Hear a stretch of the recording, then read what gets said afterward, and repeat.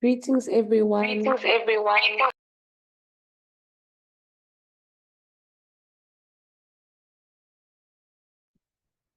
Hello. Greetings, everyone. Sorry about that feedback. Please just give us a few more minutes as we wait for our presenters and other members to join the discussion.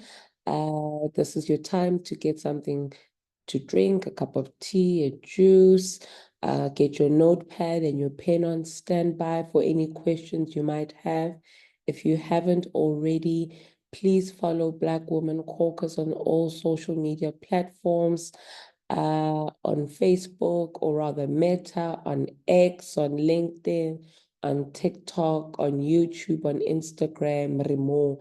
So like, follow, share, retweet, have your questions on standby, and welcome. Thank you.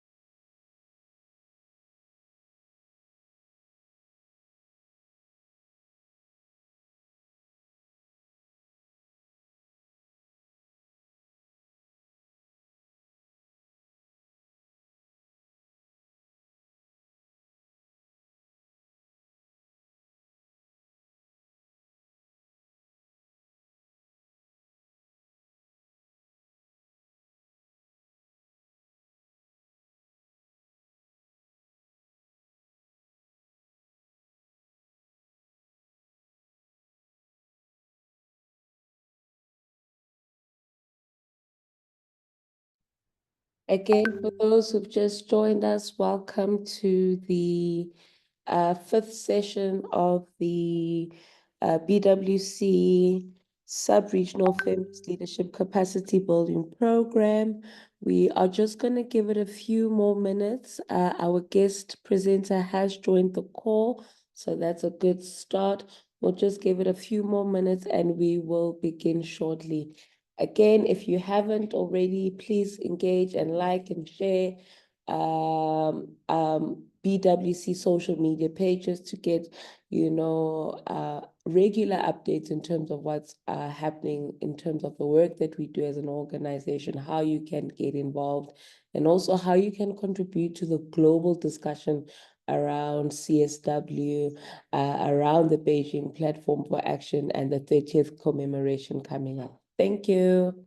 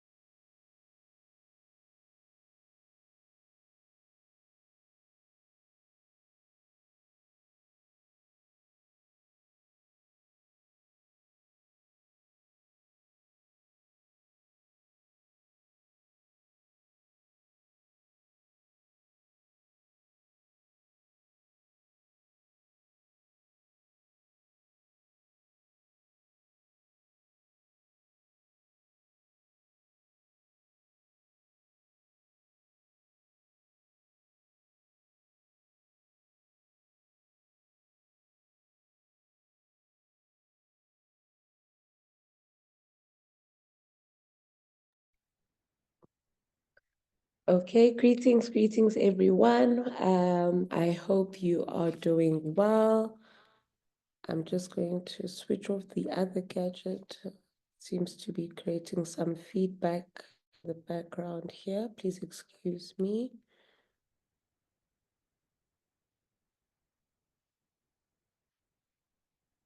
There you go, much better. Good evening. Greetings from Johannesburg, South Africa. I hope we are all doing well. Please, as an icebreaker, just drop in the text. Where are you tuning in from? Where are you dialing in from? Which province are you in? Which kasi are you from? Which country are you from? Which continent are you from? We just want to get a look and feel in terms of who exactly is on the call today. My name is Kitumezi Fatimata Mutlwati, and I am the chairperson and founder of Black Women Caucus. Black Women Caucus is a feminist movement, a movement that seeks to develop multi-pronged and cross-sectoral solutions to addressing gender-based violence and femicide. We are in our 7th year of operations since we've been formed, and we've been growing in leaps and bounds as a movement that started at Wits University as a student-led movement that has now culminated into a national movement that is working across the region in terms of Africa and is also looking into the world. So it has been a great honor to be a part of Black Women Caucus. Many of the people on this call are members of Black Women Caucus in very good standing. And some of you this may be your first time engaging and getting to know who exactly BWC is. And we just want to say welcome, and we look forward to an insightful session. I'm a social worker by profession. I always like to make that quite clear because I hold that at the core of my work, at the core of the interventions, and even in terms of my leadership style. I'm a social worker. I'm a child of the world, but definitely a product of the African soil. So in this side of town, we believe in Pan-Africanism. We believe in Black consciousness. We believe in international solidarity. We believe that for us to effect real, meaningful change, that we need to engage with our brothers and sisters across the African continent, diaspora, and the world at large. So I just want to welcome you all officially to the 5th session of the BWC's sub-regional feminist leadership capacity building program. This program is currently in its 2nd year of implementation. It's a program that was piloted last year. And really, this program seeks to say, how do we ensure that women, particularly young activists, young women across the region, are able to engage and participate in decision-making processes?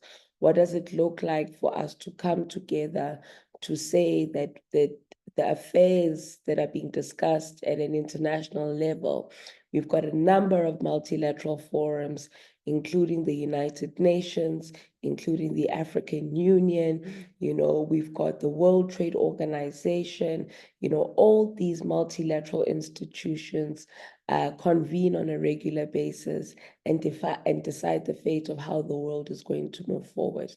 But how do we ensure that from the comfort of your own kasi, whether you're from Joburg, whether you're from Mapetla, whether you're from Mtata, whether you're from Kailija, whether you're even from Addis Ababa, maybe, you are from Bamako, you are from Nigeria, how do you make sure from your location that you are also influencing and shaping the global discussion in terms of where should the world be moving in terms of the decisions we are making? Where should the world be moving in terms of how it chooses to influence?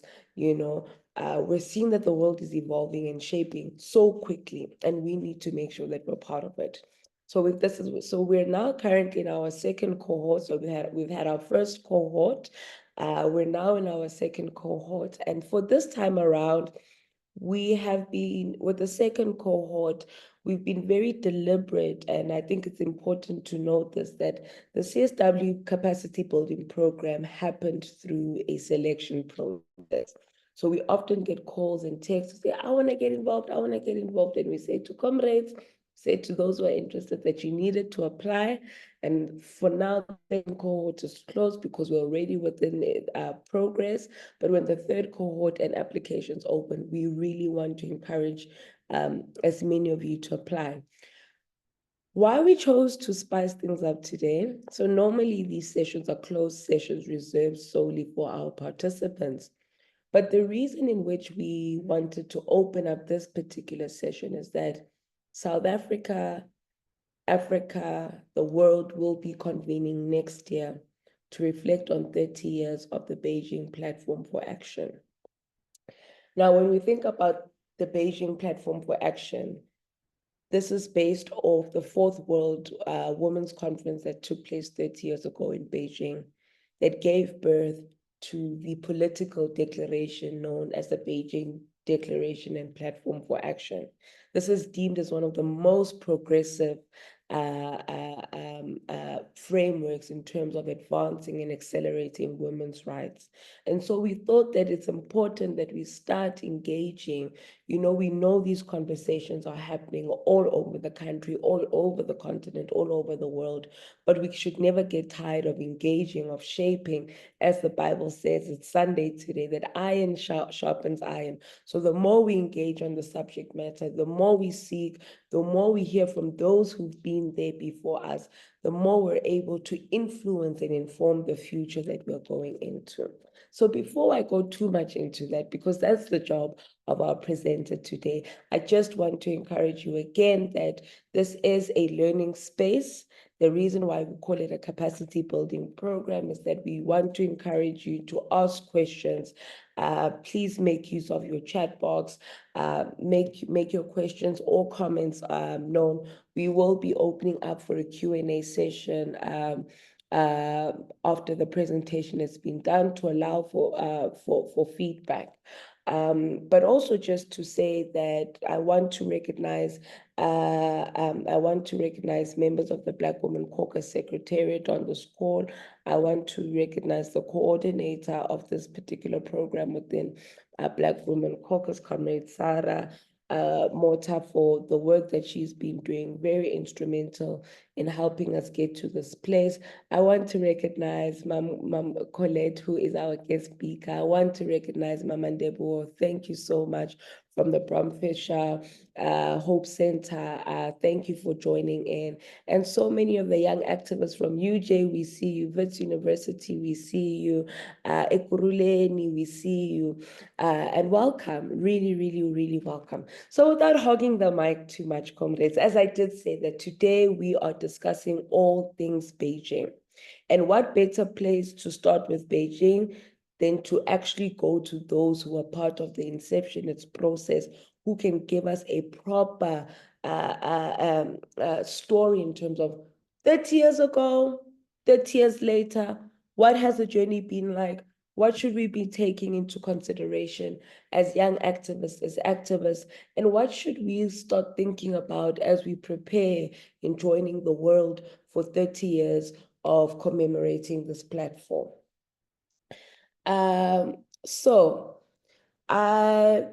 today's speaker, I'm just going to briefly go through her bio. I'm going to go briefly through her bio.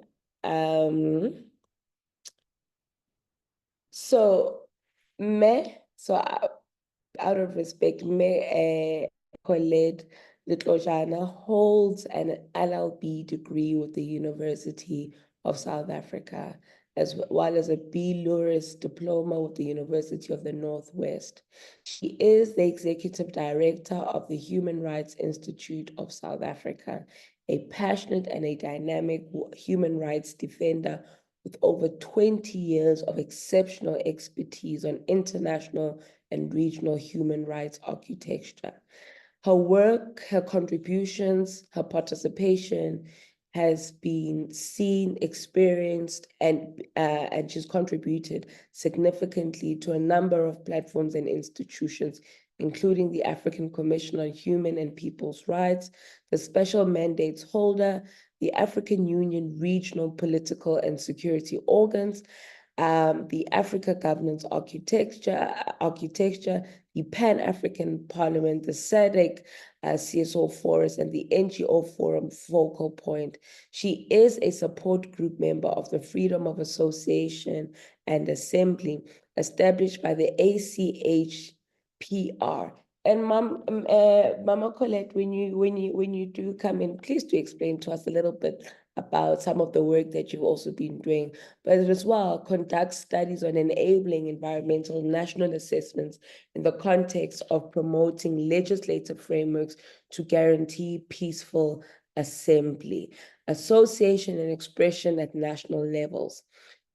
Our guest speaker also develops standardized monitoring and tracking framework tools on the FOAA. She conducts research, advocacy interventions, and specialized capacity building initiatives for grassroots, youth, women, students, lawyers, including government official, national human rights institution, regional human rights CSOs, and human rights defenders.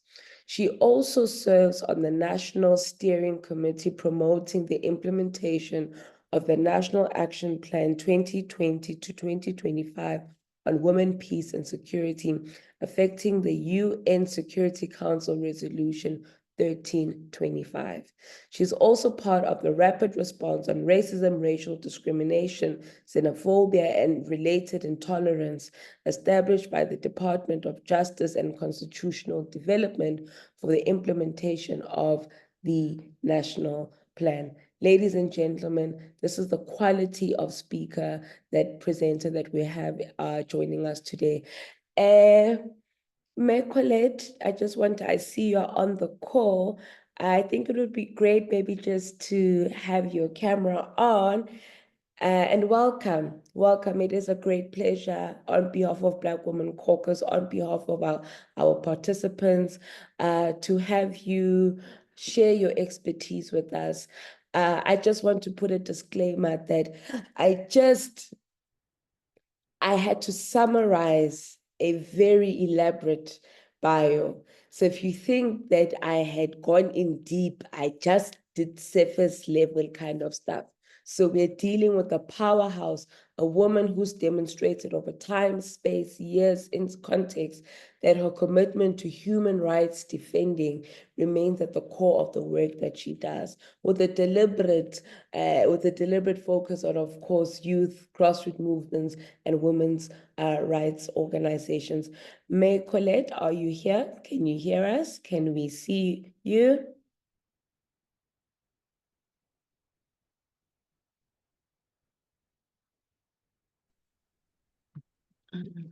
Yes, let me maybe remove my glasses and maybe the background.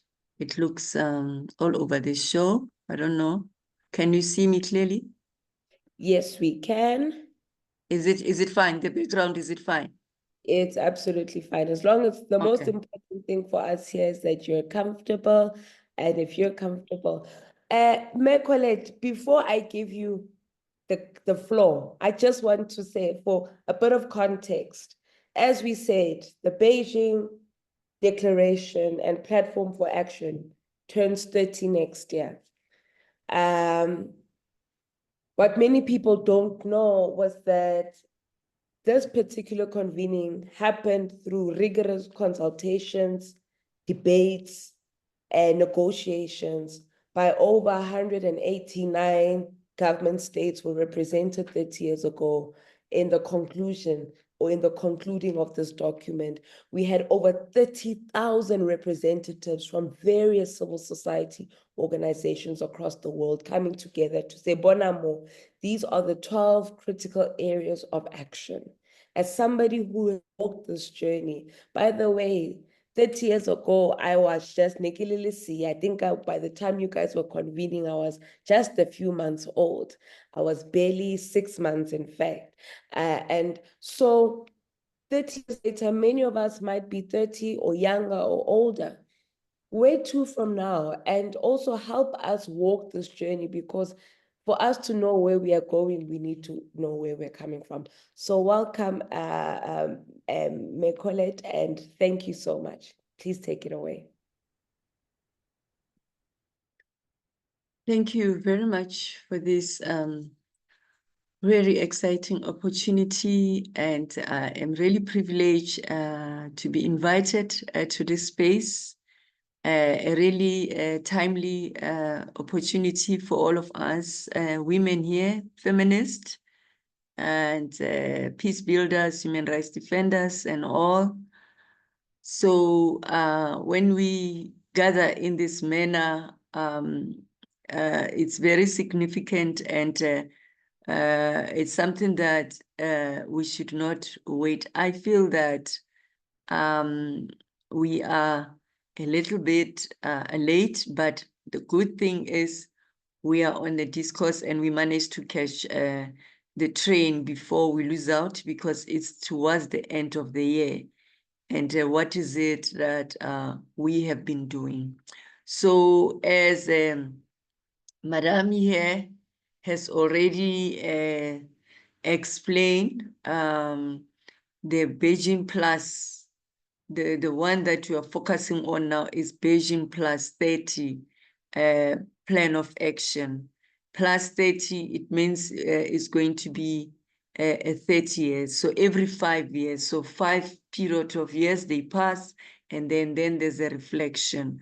So this is due to the conference that was held in 1995, which was supported by the UN resolution for state parties, to gather in Beijing and to engage on the situation and experiences of women. As we all know that we have the Convention on the Elimination of All Forms of Discrimination Against Women, the global framework that promotes and protects the civil political rights of women and the legal rights of women. And really it's aims to remove discrimination, to remove sexual violence, to ensure that there's equality between men and women. And also it has been very, very difficult for the world, to deliberate and to come up with that framework, to make sure that that framework is enjoyed by society, by countries, by women themselves. And it's not just a piece of document that remains there, that this is a commitment, but there's action. So in 1995, when some of you were born, and us in South Africa, I think we're a brand new state. We were coming out of isolation and beginning to understand what the world have been engaging on while we were fighting and just coming out of the brutal apartheid or injustice system of apartheid. The world was busy making inroads on the rights of women and their participation and their human dignity and respect in the society. I remember that time I didn't quite understand what the world was busy preparing or discussing. What was this excitement about this Beijing Plus at that time, Beijing conference. And, we were getting exposed for the first time to access the United Nations. So we had an opportunity, some of us, I was then working at Lawyers for Human Rights, to experience this UN, United Nations, and how civil society contribute to global policy through the work that they're doing. So there was that momentum, there was excitement that women will actually gather there, and with all the recommendation that they needed to see state parties to put forward. Since then, every 5 years, state parties, they are required to sit together to conduct a very, as we've mentioned, rigorous process. Civil society, all they leave no one. Now with the global agenda 2030, it requires them to leave no one behind. Those working at civil, political rights, economic, social, environment, religious and culture, they need even migrants, refugees, they gather and engage with the state. So the process has been quite amazing since the Beijing conference. That resolution really, it has given a historical context. It has given a legacy of us being on the agenda at global level and to collaborate with the sisters, the feminists all across the world and identify common barriers, common obstacles that member states can begin to tackle and come up with best practice models, come up with suggestions or recommendations of policies of laws and mechanisms that are at national level. So in 2020, I would like us to remind us, all some of you, you were in this process that we are embarking on, and due to COVID-19, we were unable to convene in New York. Because in 2015, there was actually a march. There was a march against bad working conditions, unequal pay for women at workplace.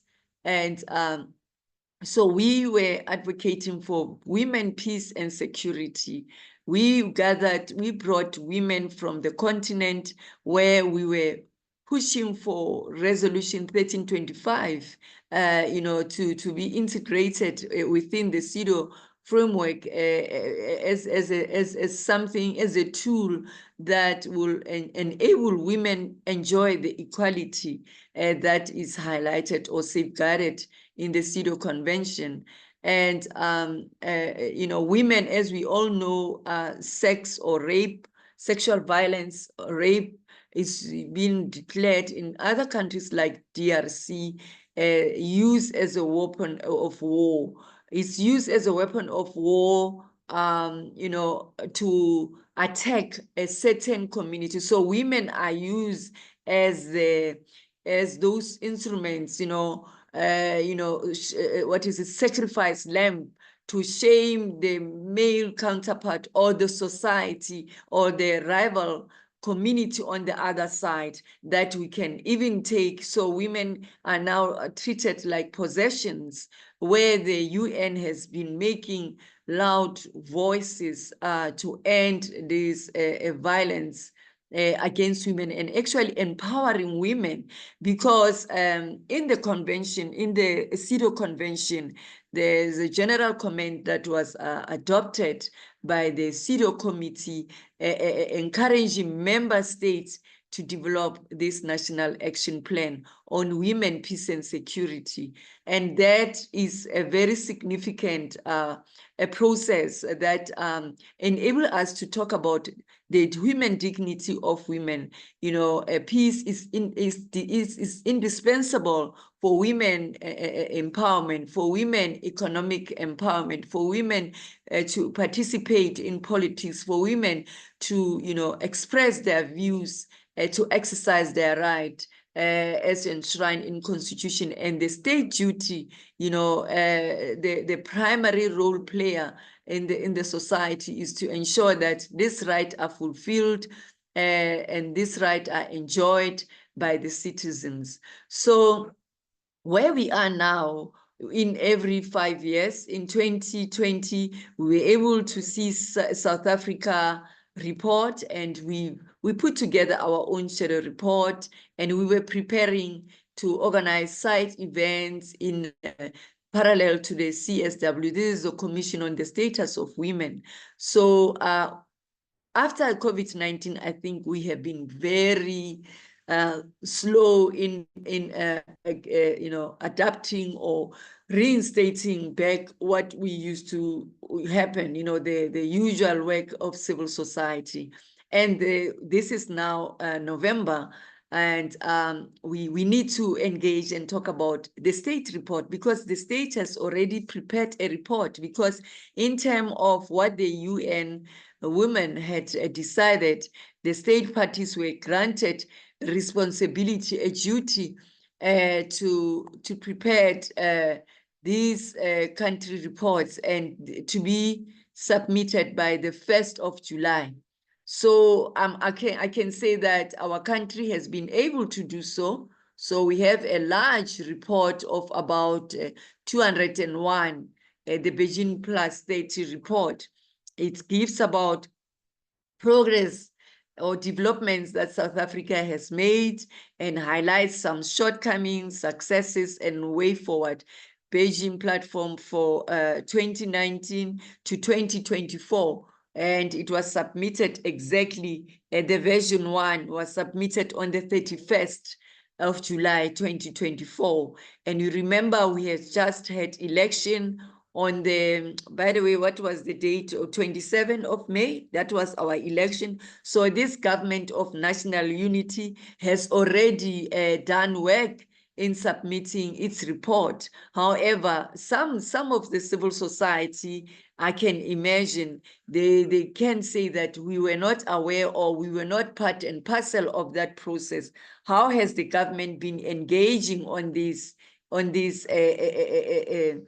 consultations? Who participated and what are the challenges, So I can see that there were issues that were really highlighted, the obstacles, for example, things like water, sanitation, the crime, the corruption, and electricity. You remember load shedding and the high tariffs that were put in place in our country. Even today, it's still very expensive for women to afford this payment of the meter box payment, besides you purchasing the power that you need for lights, for water, for cooking, and we know the sad part is that the conditions that we are in the society in South Africa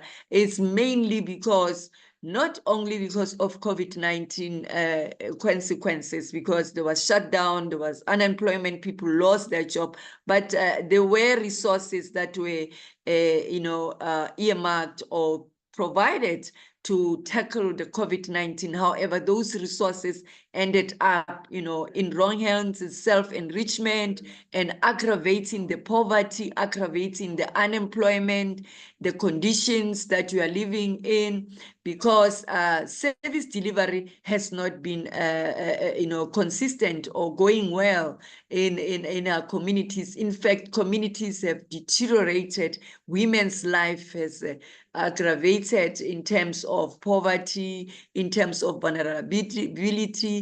We have a civil society that is being silenced. For example, shrinking civic space is increasing because our democratic values are being threatened. Our democratic values are being challenged by the by state and some non-state actors that are silencing the voice that raises human rights violations, especially when it comes to corruption. As you remember, during the State Capture Commission of Inquiry, the reprisals that were increasing in the country. People fear to speak and even to attend those gatherings. Mainly women. Some women who wanted to speak, they were either asking to conduct, to be interviewed not in public, and then also others, who were brave enough to go forward there were threats and threats and threats that were following them. So the environment in which women operate in South Africa, women human rights defender, peace builders, and those that are fighting or engaging, monitoring the situation of gender-based violence. You remember the hotspots that were identified by the former Minister of Police, you know, and the type of the gender-based violence that we are experiencing. It makes women to fear to even, exercise their basic rights of taking a walk in the park, of taking children to school, or just going to get basic things from the shop, or to seek employment, you know, and it really has aggravated the vulnerability of women. And the more these crimes are increasing, the more women fear or are hesitant to come out. And the other is the issue of resources, mobilization of resources. Donors are seeing South Africa as a middle income country. And that is a problem, because then there's few voices there and there that are speaking, that are raising these issues, that are consolidating reports. So we were able to put a very good report in 2021. We submitted it by 2021. And if you all remember, most of you, we were making these presentations online. The UN canceled a meeting, civil society in person gathering. Everything was canceled. And, there was a statement that was mobilized around the globe for people, for civil society, for women to make contributions and to submit. So we should be expecting those type of processes, because there's been regional meetings that have taken place, and some people have been engaging, participating somewhere in Kenya, Addis Ababa, and in South Africa. I know there has been some gatherings that are taking place, but the issue of funding, issue of resources have been a challenge to enable all people to engage, especially women from rural areas, women who are living in far remote areas, to come forward and speak. Now we have seen in the past, 2019 up to 2024, the issue of extrajudicial killings, you know, of women, and even women that are in government who are privy to confidential information. And the investigations of some of these extrajudicial killings, you know, have not happened. We know Madam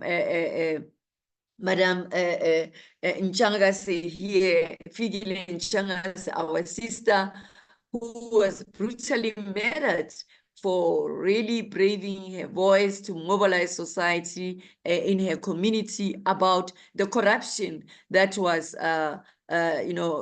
involving some of our government departments with foreign companies. And those foreign companies, really, they want to appropriate, extract minerals, and at a detriment of citizens, where citizens' rights safeguarded, for example, enable them to be consulted, and for them to raise their views, and for them to contribute in any policy, in any project or programs that are running from our communities. We've seen that there's been these reprisals and extrajudicial killings that has threatened, has affected our society. So we need to remain resolute despite the fact that these fears are imminent and are real.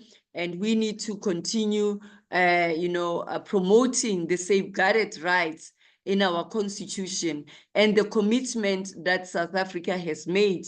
It is within those treaties, those international treaties, that commitment has been made. And those commitments have been signed. The government has acceded to them. It means they are legally binding upon the government. And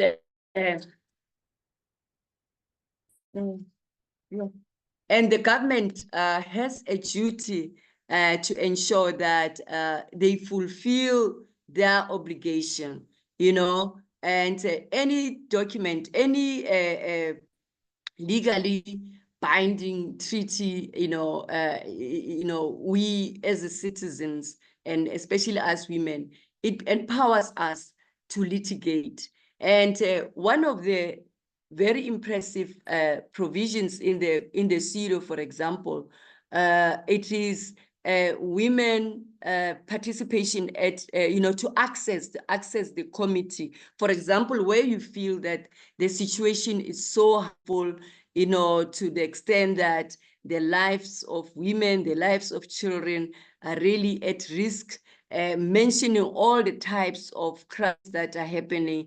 I remember the Center for the Legal Center for Women, they use that provision, that mechanism. And that mechanism, it really accelerates engagement. The government is contacted immediately, and gatherings or consultations do take place, and recommendations are made, and then the civil society, as women, the feminists, we monitor and we advocate for enforcement of that. So now, in terms of where the process is, I would like to know if already people have been participating in the country report, the Beijing Plus 30, and because it's quite a voluminous document, it's got about 201 pages. If you are participating, if you have been involved, and then also the next step is definitely the shadow report on the convention.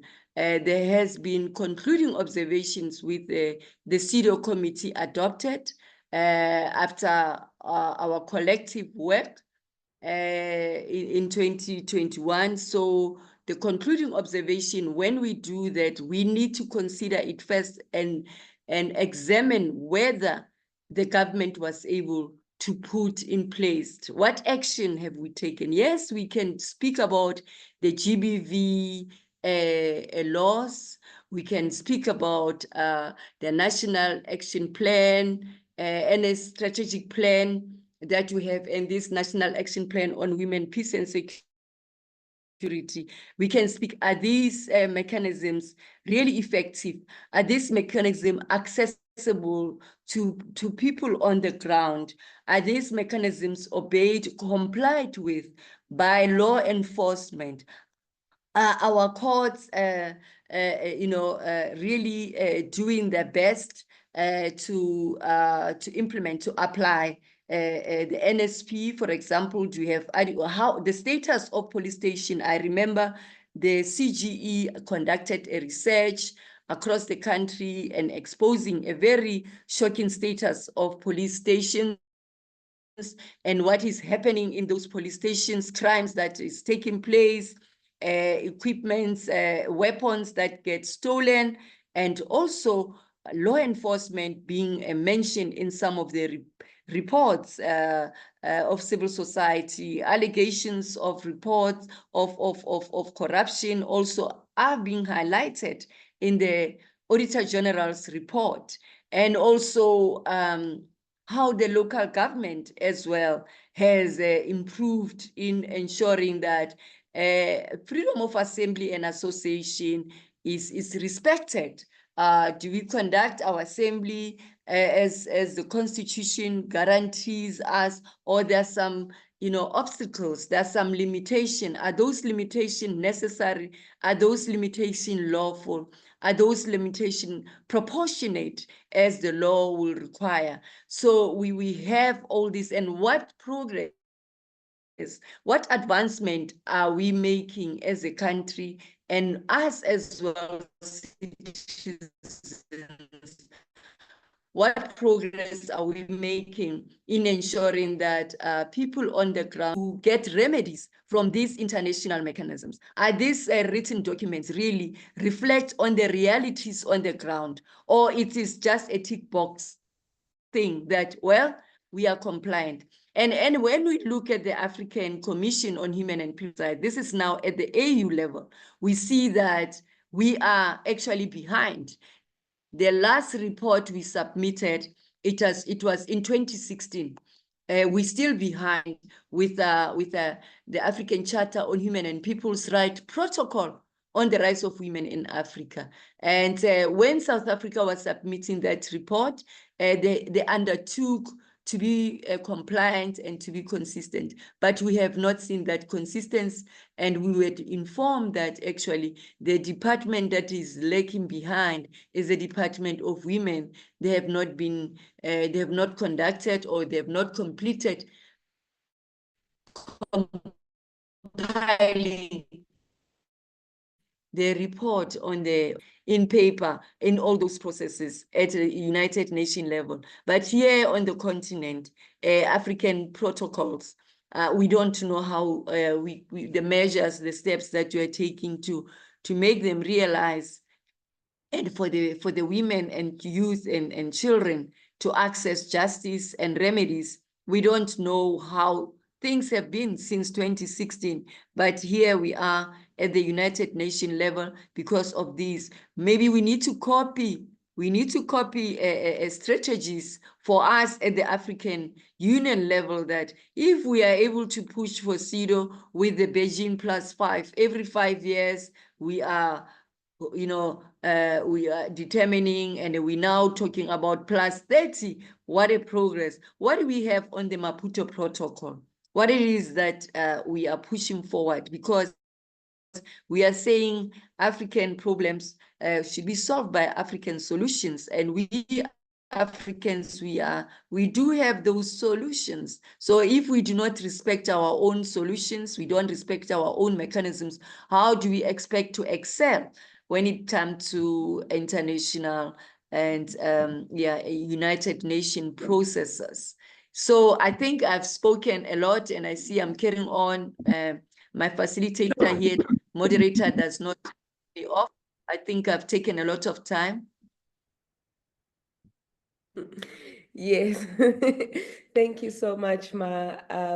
I think it was not necessarily because we didn't recognize that the time was passing, but I believe the inputs that you made were so rich and thought-provoking. There were many things, and I felt a lot of disruption in my own thinking, you know, in terms of my own perceptions around the process of Beijing Plus, looking at where we come from. And thank you for giving us that reflection to say that, you know, the Beijing platform, at least the fourth World Women's Conference that happened in Beijing 29 years, and it will be 30 years ago next year, but 29 years ago, happened during a time where South Africa was just tasting, you know, the fruits of democracy. And you spoke in your opening to say that we were coming out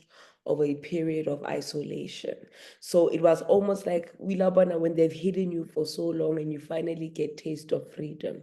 So when we think about the Beijing platform and the outcomes of the Fourth World Conference, we also, and we think about its implications and its impact on women's development. From a South African perspective, we also can't divorce that from South Africa's evolution in terms of its democracy and growth, you know. So thank you so much for that, Ma. Thank you, because you also force us, your contributions provoke us to start thinking about the relationship between women's development, you know, because if we agree to say that the Beijing Declaration and Platform for Action is seen as the most progressive blueprint for advancing women's rights, we need to start thinking about how has South Africa done in relation to its nation building and nation building and the evolution of its democracy. So thank you for that. Thank you for reminding us that, you know, when over 30,000 people convened under this Fourth World Women's Conference, coming from various sectors, and of course the 189 member states that were represented. You mentioned to us, Ma, that part of that moment and the significance of that moment, and especially as the role of women from South Africa, from a country that had experienced colonialism, apartheid, was that it was an opportunity for collaboration and solidarity, with different women across the world to ask and say, what do we identify as common areas of struggle, but also what do we identify as common areas of action? And we all know that, and those who don't know, I will also just share the link to the Beijing Declaration in the chat box so that you can read up on it in your own quality time. But the 12 critical areas that came out from this convening 30 years ago is: number 1, poverty; number 2, education and training; 3, health; 4, violence; 5, armed conflict; 6, the economy; 7, power and decision making; 8, institutional mechanisms; 9, human rights; 10, media; 11, the environment; and 12, the girl child. And these were the 12 areas of focus that we said, that the women of the world had decided were the areas that we needed to advance. But 30 years later, we see how the Beijing platform has also been instrumental, and you've alluded to this a lot in your presentation, has been instrumental in the, maybe let me also just, so that it's got to has also been instrumental in giving birth to other international instruments that are meant to advance human rights. So when we look at the 12 critical areas and we put them alongside the UN 17 SDG goals, and we look at the Agenda 2063 of the African Union, we look at treaties such as the Maputo Protocol and CEDAW that you eloquently explained and shared about, we see that this Beijing platform, yet again, women coming together have been catalytic in shaping the world and the discourse of development. And so maybe what we should start thinking about is, now that we look at Beijing plus 30, what is the role then of the women of the world, of the people of the world, in shaping the development and agenda moving forward? We know that we had the Summit of the Future, which was convened in September under the auspice of the under the auspice of the UN General Assembly. And so world leaders came together and said, we are halfway through to the SDG 2030 goals. How far are we? So again, we see how how instrumental women have been again in shaping global discourse. But I just want to, because this is a learning session, we want to encourage your questions, your inputs, your questions. So if you've got questions, raise your hand. If you want to put them in the chat box, raise your hand. If you have points of clarity, points of you want to understand some things you're not too sure of, this is the time. But before we go into that, I just want to take an extract from the political declaration, the Beijing political declaration, point number 13, which states, we are convinced that, in inverted commas, women's empowerment and their full participation on the basis of equality in all spheres of society, including participation in decision-making process and access to power, are fundamental for the achievement of equality, development, and peace. And I believe that this is what the session seeks to do. The session, the sub-regional capacity building program, is about giving practical meaning to point 13 of the political declaration that was convened 29 years ago. But also, Meg Colette speaks about this crisis of the shrinking civil society space. And we need to be concerned with that because we can't speak about decision making. Mama Ndebu, I know that you know about this. We can't speak about decision making and getting women involved in decision making if we close the spaces that allow women to organize freely and to communicate. So we can't undermine the power of community mobilization. We can't undermine the power of community engagement. We can't undermine the power of civic action as a way of us on this call of being involved and influencing decision-making processes. So the shrinking of civil society spaces is something that we need to be concerned with. We need to be concerned with, and we need to safeguard our spaces. We need to safeguard civil society, NGOs, and all other formations and movements that have come in to give voice to the voiceless. But comrades, I can speak and speak. It's a Sunday. I could even start with a young, I could start with a young sermon. So this is your opportunity for your questions. Please, any questions, any reflections? What in the presentation stood out for you? What do you think should be a point of agitation? Where do we need to put more focus based off the presentation that Mayor Colette has given us? How do we shape? Mayor Colette spoke about the fact that South Africa has submitted its first draft on its country report on the 31st of July. You, as an ordinary person from KZN, from Limpopo, from Eastern Cape, from Swaziland, even the people of Swaziland, you must be concerned because you need to find out if your countries have also submitted their country reports. What should be the areas that we need to pay a lot more focus in? But also, how do we hold our institutions and states accountable? Mama Colette made a very important point to say that the moment we sign in as a treaty, as a country, we become a signatory, and we move to a stage of maybe even rectification.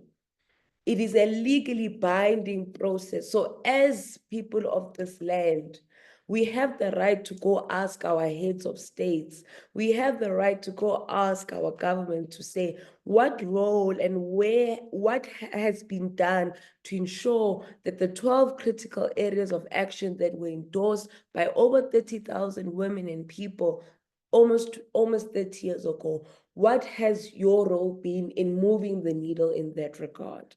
And again, bringing to us this idea that the local informs the international.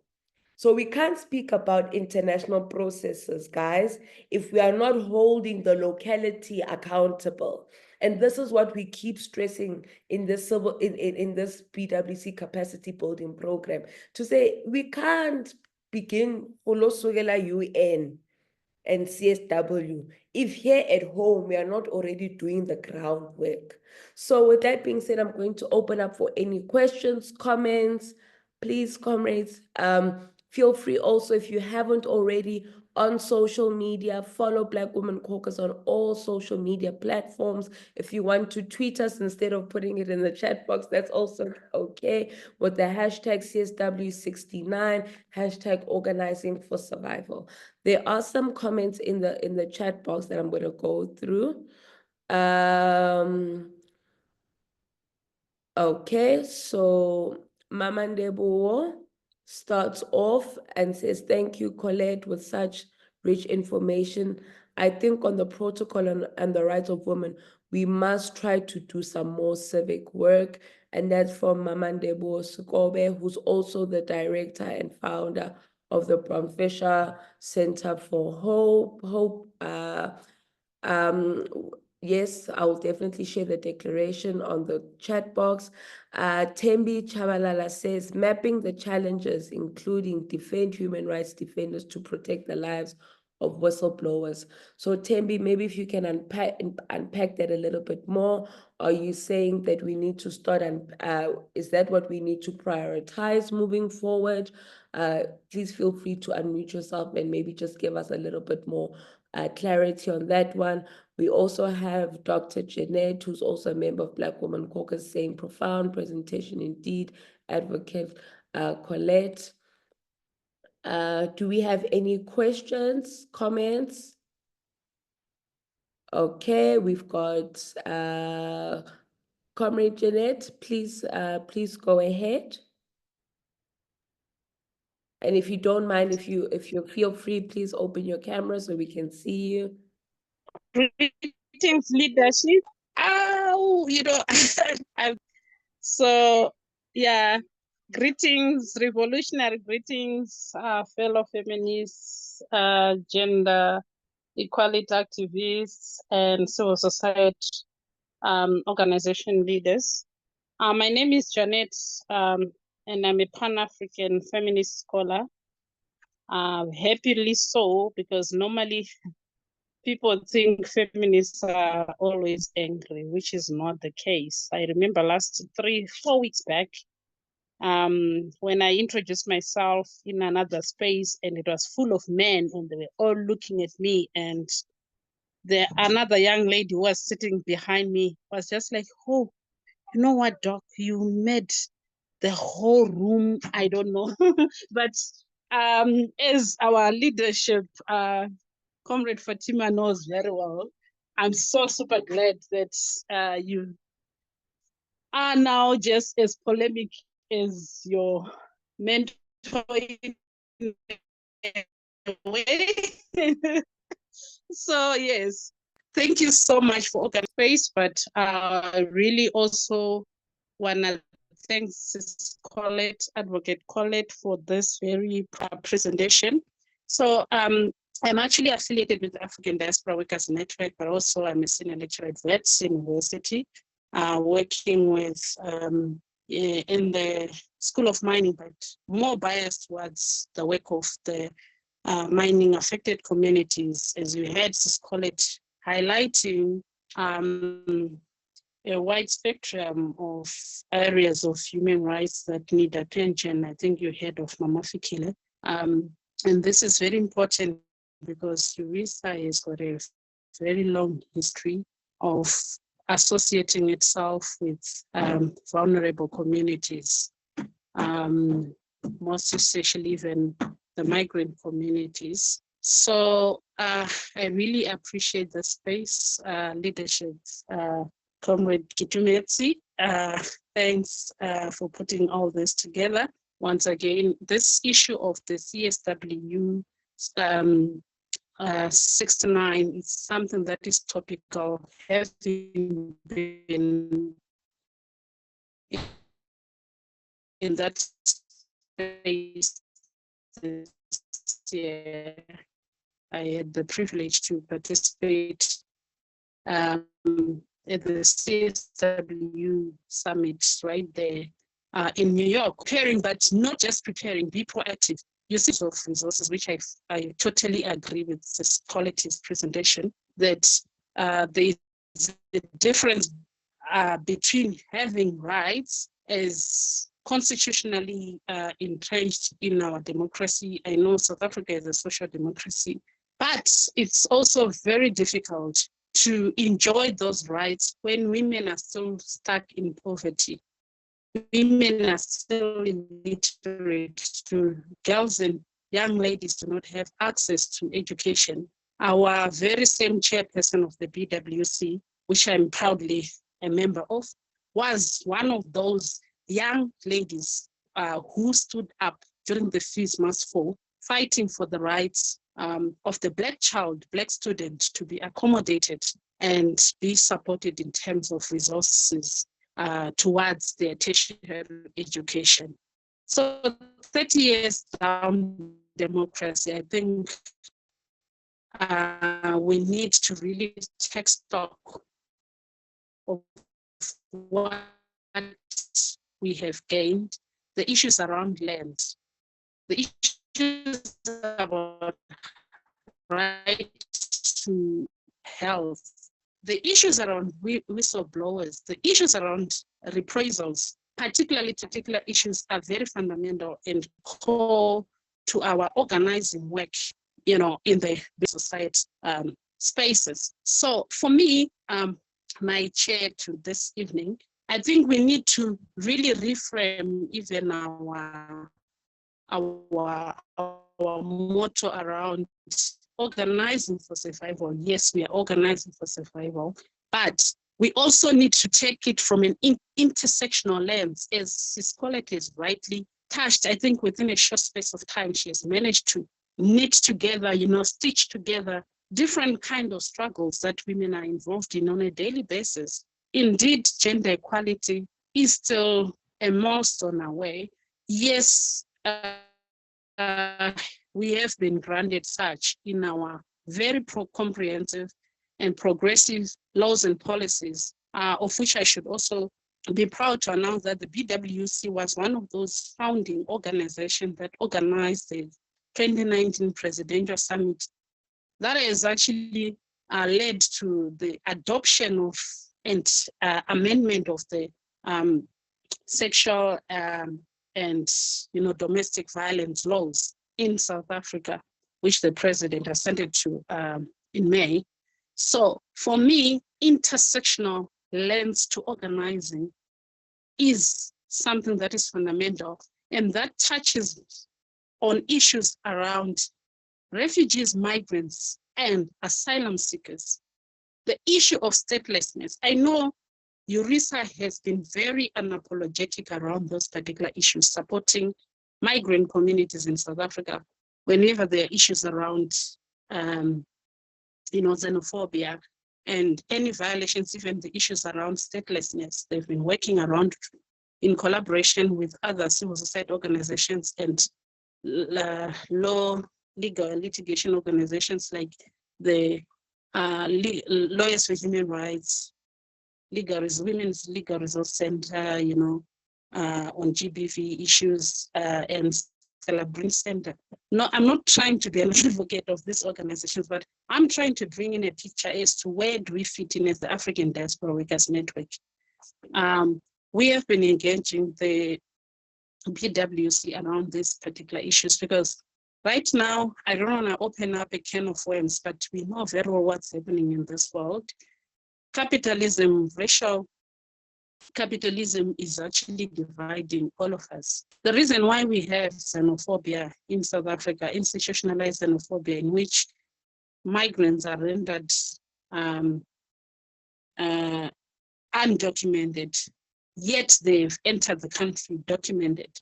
It's all because of those divides and rule.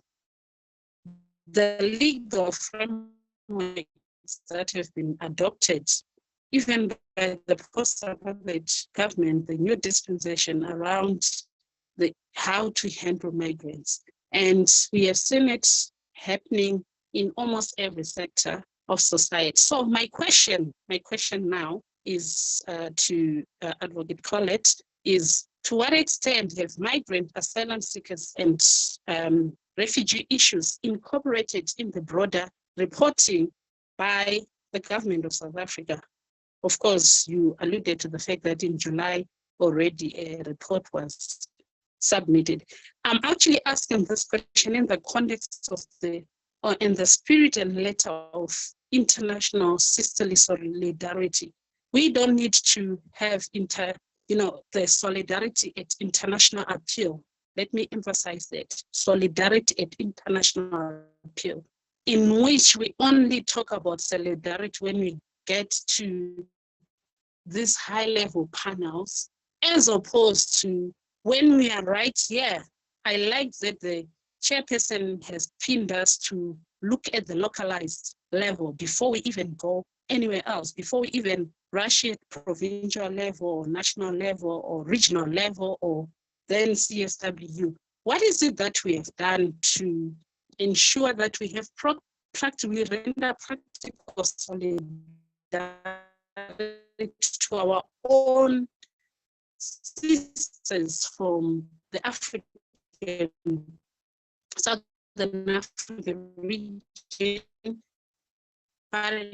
the broader African region, to ensure that when we go wherever we go at those higher platforms as CSW, we speak with one voice. It will be such an embarrassment, really, to find Africans at those levels where one would say, oh, okay, there's this particular case, you know, there's xenophobia, then all of this, Comrade Jeanette?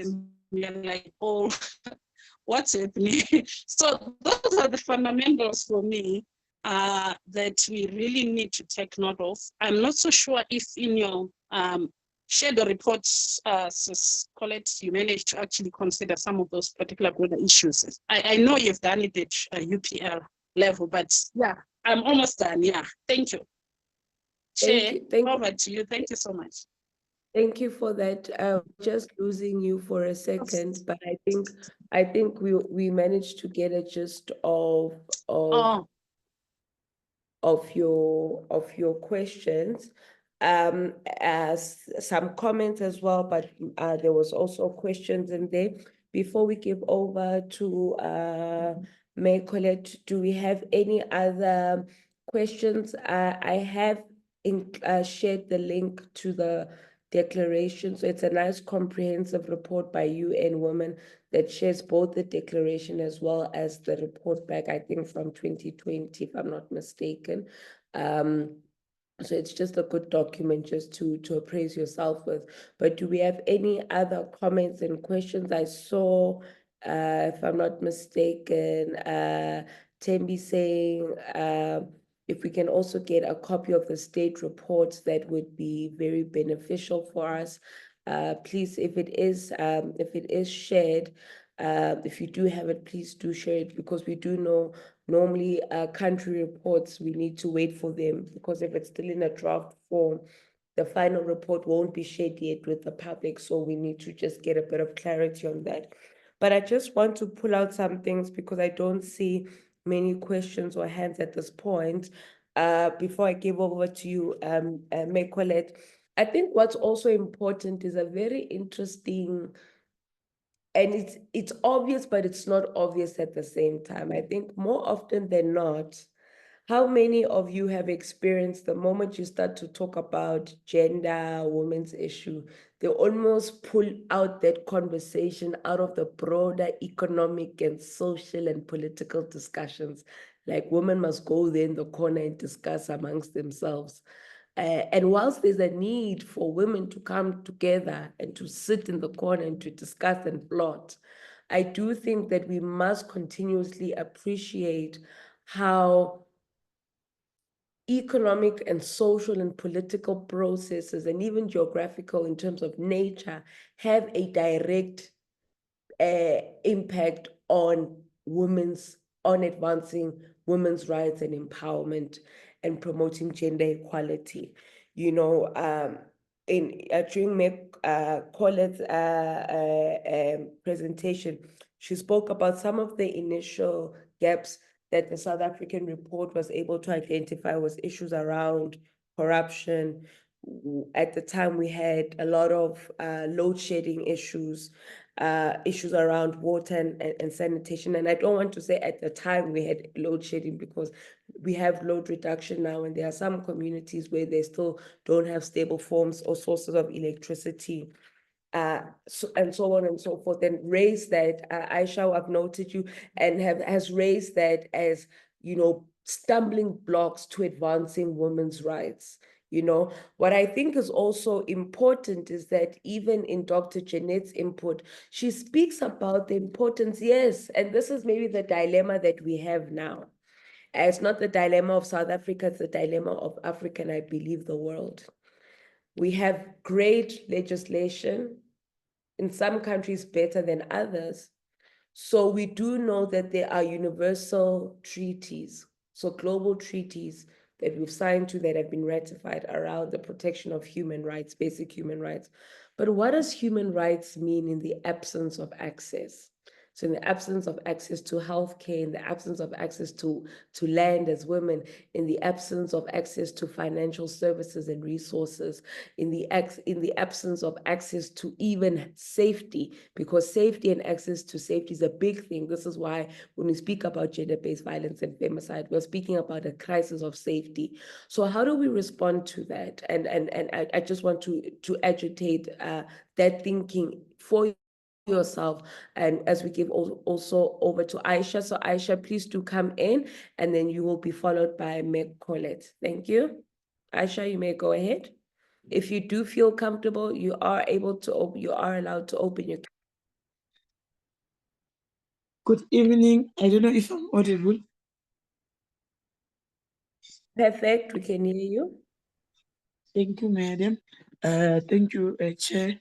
In short, when I'm listening to different speakers, for my side, I will say that yes, I am Aisha, known as Sonto Nyembezi. You asked a question about I forget, but let me respond a little. We had a challenge of you asked the question that when we go into the space where we're talking about GBV and all these things, and after that, what is the response that we're getting from people, or what is the reaction that we're getting from people? I will say that today we become politician while we were not even preparing ourselves to become a politician, while we are checking what is happening in the country. We said, oh, you ask yourself that which space that I can enter so that when I raise the voice of the voiceless, I can be able to get people that will understand what is happening in our society or in our communities. Then we end up joining the different political party. Sometimes they will call you Indlondlo Yama Politic. That Indlondlo Yama Politic is not just a name, or is not just something that people, they will look at you like, what's wrong with this woman? Sometimes you're looking for the space that maybe if I can go to this site, maybe I can be able to say what I want to say, and someone can be able to listen what are we crying for. Then other side, people knows me as a queen in the international level, and also a queen of Africa. I was not meant to be a queen in Africa. I was not meant to be a queen in international. But because of still, I was looking for a space where I can say something to people. You end up going in my age, if I may say, after 40 years of my age, I'm sorry to mention that, after 40 years, I end up starting to join the pageantry. Going through with the pageantry, trying to say that maybe I can be able to voice out. As I'm saying that I am an international queen, being in America, standing in front of everyone, talking about what is happening in our country, it's so painful. Because even when you're outside there in the international level, you're still looking for the platform that maybe when I'm here in this international level, someone in this space will take the message back where I come from in Africa, to say that, listen, women and children and mothers and grannies, they are crying, they are looking for a justice, but we don't know where to go. We don't know what to do. We don't know which door to open. We don't know who's going to listen to what we want to raise. That's why today we're becoming like, you are everywhere. I will just pause there. Thank you. Thank you, Aisha. The beautiful thing about Black Women Caucus is that we are unapologetic. We are an intergenerational movement because we understand the struggles of young women, and the struggles of middle-aged women, and the struggles of older women, because we know that this is a life. It's a life. It's a timeline, so that I won't be 29 forever. At some point, I'm going to experience the struggles and challenges of other women. And so that's why BWC, you are in the right place. And we really want to encourage you to follow the work of to follow the work of Black Women Caucus and see how you do get involved. But for the interest of time, comrades, I'm just going to ask that May Colette come in and maybe just respond to some of, there's been questions that have come in, some comments that have also come in. If you could just give us that, your closing remarks. May Colette, please, you may proceed. Yeah, thank you very much. I wish I could say I have all the answers, but I'll try my best. So thank you very much for the comments and the encouraging words. And, you know, it's always good to hear from the activist, you know, views, perspective, and interest in some of the researches that we do at URISA, and, you know, trying to do our best when we are offered platforms. So regarding the issue of the report, yes, the report is a thick document. We can share it, we can email to those that need to see it, so that it can be read. So I don't know if there is a final version or something, but in terms of what they were required, all state parties, they were required to submit it by the 1st of July. So South Africa complied with that requirement. And so what we need to do, I was just thinking about, because somebody said, I think it's Tembi, or I can't remember, there's someone who alluded to the processes, the African processes, you know, that we need to make sure that they are also effective and are respected. I was just thinking that at the African Commission, we have established what we call the Addis Ababa Roadmap. This Addis Ababa Roadmap is it's even has 10 years.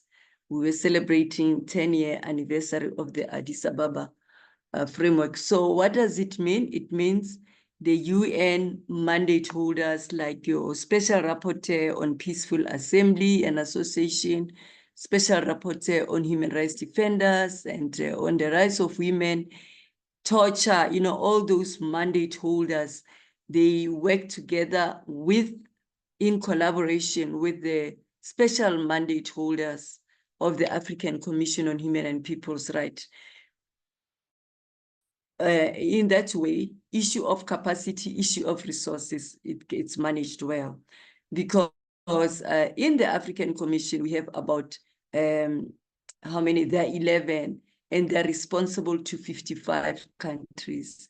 So it means one commissioner could have a special mandate and also be responsible to 10 or 9 countries, you know, as a country rapporteur. While the UN, if you are a special rapporteur on human rights defenders, this is the only thing that you'll be focusing on. So this Addis Ababa seeks to really hear the civil society issues. And I think it's something that I can put for us, maybe write down, Eki, as a way forward, the Addis Ababa roadmap.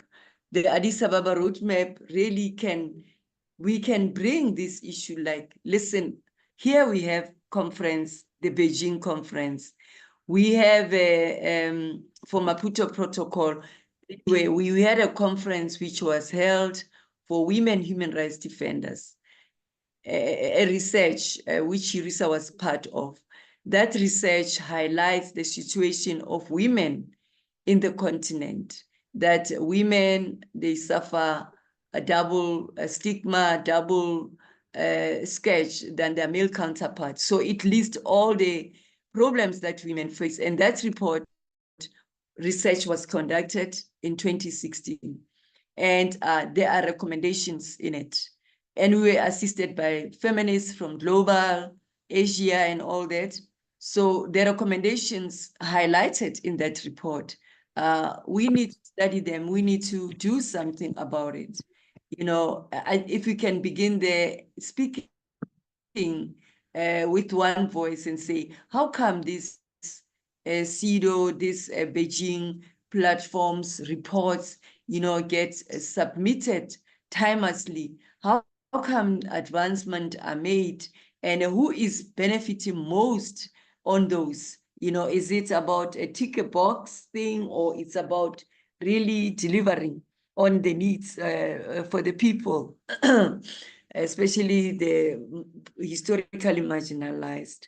So I want us to really have a conversation about the Addis Ababa, what is it called, roadmap, to see how we borrow some of the processes that we have with the Beijing +5 and the consistent. South Africa has submitted all those reports, has never been behind, so, and maybe we can come up with a recommendation at the African Commission. Maybe this every 2 years is short-lived, and they need more time. They need 5 years, and whatever they have, like now, they can use the information actually that they've put together for the Beijing, and to put it under the Maputo Protocol, because it's the same thing. So it's a matter of having a strategy where we can engage the government and speak about,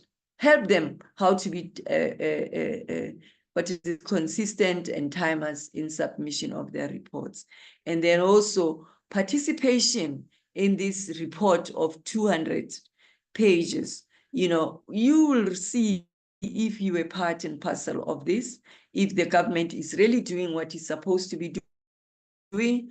How come it has been stipulated clearly that the process must start at national level, regional level, where things are? How come you are not part? What happened, and stuff like that? Because since elections, there was a lot of engagement on, even threats of attacking the integrity of the IECs on the basis that the elections were not free and fair. So there was a lot of time debilitating that, and there was a lot of time spent on establishing the government of national unity, to the extent that national process where open dialogue, people follow and jump onto that. Even if, you send your comments through a colleague. So that is very important. Have you been taken for granted? Have you been respected? Did you participate? So we can read that.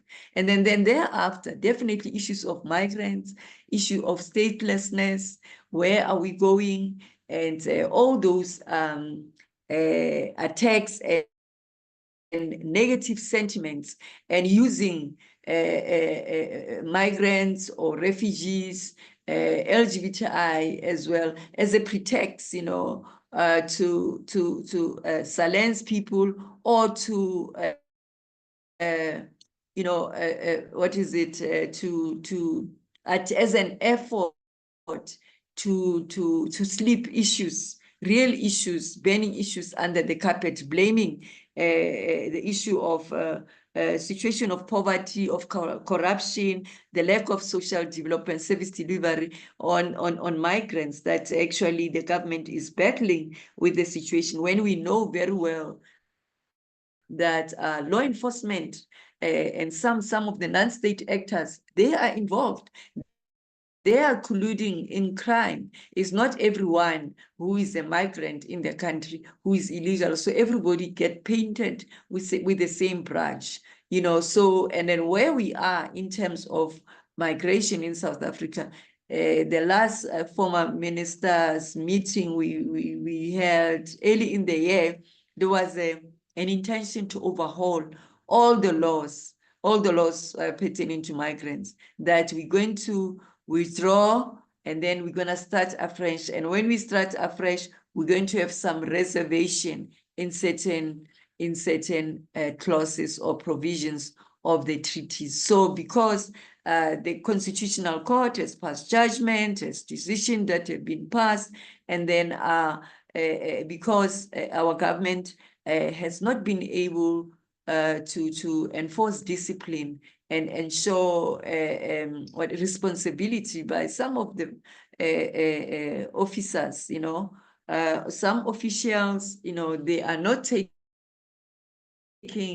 the country and the constitution, their roles, their responsibility serious, you know, and they get caught. Like now, the Zamazama issue, we now know that there's some monies that have been stolen, there's some law enforcement from these illegal mine owner or the Zamazama you know, recruiter or whatever, some very dubious things are unpacking. So we always know when there's something, even this food poison that, you know, we receive so much information, growing death in our communities, in our society, and claiming back the spaza shops. Nobody has been invaded. I don't think foreigners came in to invade the spaza shops. Actually, the issue of spaza shop is the agreement between the owner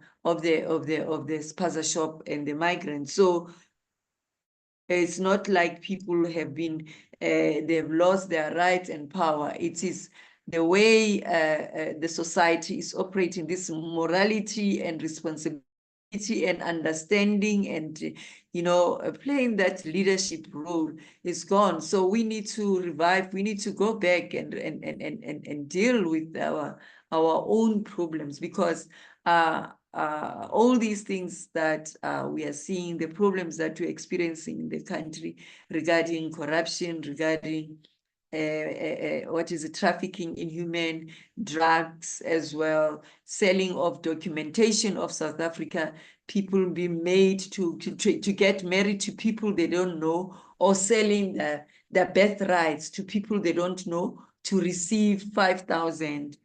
We've seen how many of those officials, Home Affairs officials, were arrested. They were conducting this syndicate right inside the premises of Home Affairs while the ministers was busy with litigation. So it says a lot about us. I don't know, it's issue of education, issue of you know, ensuring that citizens understand that they have a role to play. So there's quite a lot. And then the last one that I want to say, I know we've taken so much time. We need to talk about planning for the shadow report. I think as the year is wrapped up, we must make sure that before we begin the year next year, we have a very constructive strategy. And then we also plan to have a site event at the CSW. We travel, we bring as many voices as we can, voices from the ground, bring all those women that we can afford to support to come and speak. Let us work together and approach different donors and do something. Again, I think we did very well in 2021 online. Most of you were able to speak with the UN committee, and also you were all able to engage with the CSW. We were there, and no, we had a site event. So let's continue the momentum. Let's end the consistency, because it is the only way to make progress or to make impact. Thank you very much. Thank you so much for the insightful presentation, for the provocations. And, you know, with your closing words, you said, let's keep up the momentum, you know. So many times, it's the fun part is to talk. After talking is action, and that's where we normally lose momentum. So thank you for challenging us all on this call that we need to keep up the momentum and we need to keep going. Thank you so much for your time. Thank you for Hurisa for doing the amazing work that you're doing. Please keep it up, Mama. We thank you. We appreciate the work, the contribution that you're not only making within South Africa, but across the continent, because, you know, we can't speak about the unification of the freedom of South Africa without speaking about the freedom of Africa more broadly. So thank you so much for that. Thank you for all our participants. My job ends here, but before I pass over to Comrade Sarah, who's going to do our official closing, I just want to read Tembi's comment that says, "Thank you so much, BWC, for opening up this platform. We need more regular interaction. We should leave no one behind. Rural women who are greatly affected by climate change." Absolutely. Tembi, please do engage us on social media. If you're not part of our networks in terms of our groups, please just at least DM us on the platform, and we see how we can bring this work together. Comrade Sarah, are you here? I could see her. Yes, this is your time. Thank you. Thank you. Thank you, everyone, for your participation. Thank you to our presenter, Comrade Colette, who also was my previous employer, where I learned a lot from that institution. Talking of mobilizing resources together, Hurisa, under the leadership of Colette, has been mobilizing feminists to participate at the African Commission in the Gambia over many years. So thank you for that leadership in South Africa, for coordinating civil society to be able to participate and gain knowledge on how that system works. We have noted the recommendations from the presenter and some of the comments also the chair provided. Talking of rooting this process on the ground, we're moving forward in the next few months. We'll be working with 10 communities who are part of this cohort of participants, sharing this knowledge directly to the different corners of the region, the sub-region where we are working, that is Zambia, Swaziland, South Africa, and Zimbabwe. Thank you very much. I thought we'll do a short meditation, but we're not going to do that. You'll do it on your own. Just send out peace and nonviolent and abundance to all the people that are needing it, in particular women and children, to let it end now, and hopefully no report again that comes out of this plight that we all shared as a challenge, and with the Beijing Plus platform working towards ensuring no poverty, peace, access to basic resources, empowerment, education, and so forth. Thank you so much. We hope to see you soon. Have a good night. Thank you so much. Good night. Good night. Bye. Night. Good night. Good night, good night, good night. Have a blessed week, everyone. Thank you, Barbara. Thank you, Mrs. Ricotto. We got you. Thank you, Taki Taki. Have a lovely one, everyone.